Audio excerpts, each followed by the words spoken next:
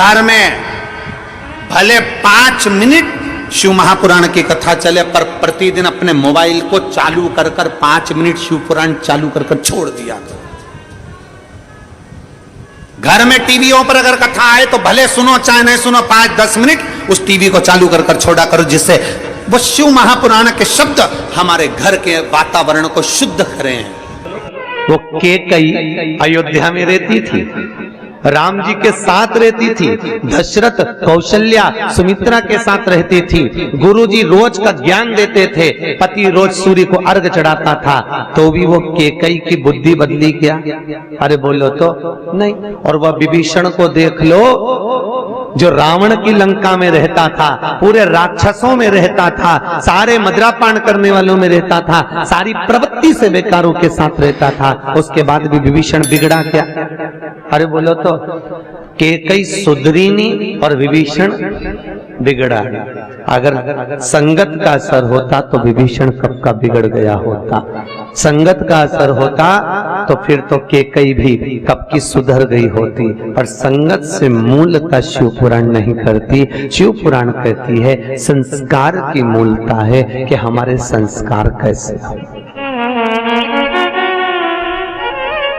हम क्या दे रहे हैं बच्चों। कौवा और हंस की दोस्ती हो गई, दोनों रहने लगे। कौवे ने कहा हंस से, भाई मुझे बहुत भूख लग रही है, कुछ ला दे। हंस गया तुरंत, ठीक है मैं तेरे लिए कुछ लेकर आता हूँ। और हंस दौड़ कर गया। हंस क्या चुपते थे? मोती। हंस मोती लेकर आ गए, ले ये मोती ले। और कौवा बोला भैया ये कैसे खाएंगे, हम खाएंगे तो हमारी तो चोंची टूट जाएगी। अब कौवा मोती कभी खाया हो तो खाएगा, हम नहीं खा सकते।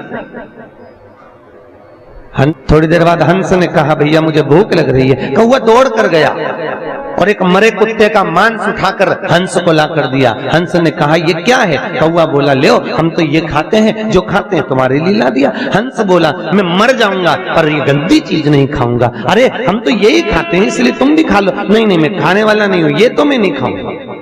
दोनों बात कर रहे थे, नीचे एक राजकुमार बैठा था, वो मांस का टुकड़ा उस राजकुमार पर गिर गया। राजकुमार को क्रोध आया, उसने कौवे को साध कर बाण छोड़ा, जैसे छोड़ा कौवा उड़ गया और हंस को बाण लग गया। हंस जमीन पर गिर गया, हंस जमीन पर गिरा।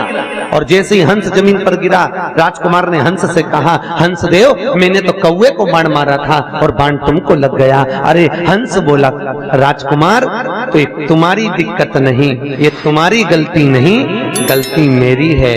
मैं बुरे की संगत में बैठ गया और बुरा व्यक्ति बुरा काम करके निकल गया और अच्छा व्यक्ति जेल में धरा गया।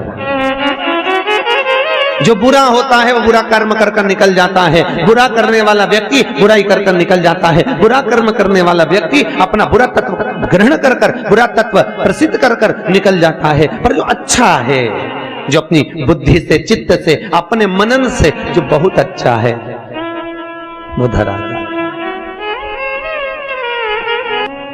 श्री नारद जी महाराज ने तप किया, रामचरितमानस में आपने श्रवण किया, शिव महापुराण में भी लिखा है देव ऋषि नारद तप करे कामदेव को जीत लिया।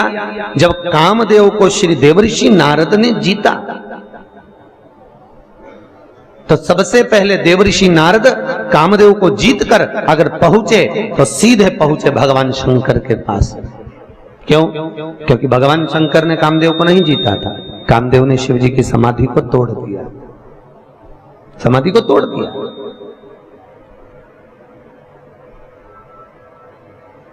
अब दुनिया के लोगों ने कहा बताओ वो देव ऋषि नारद काम को जीत लिए पर भोलेनाथ काम को नहीं जीत पाए। भैया तुमको कौन समझाए? वो कामदेव शंकर भगवान का साडू भाई था। दक्ष प्रजापति ने रति भी आई थी कामदेव को, सती भी आई थी। अरे बोलो तो महादेव को, शंकर जी को। अब ईमानदारी से बोलो, साडू भाई आएगा तो सम्मान करने के लिए खड़ा होना पड़ेगा कि नहीं होना पड़ेगा?